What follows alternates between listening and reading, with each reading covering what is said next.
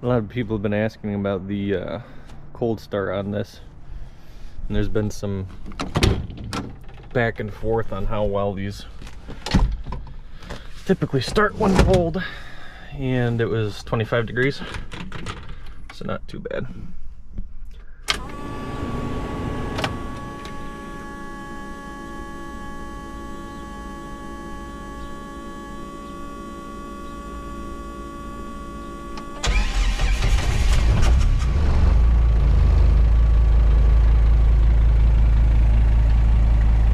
Start that easy.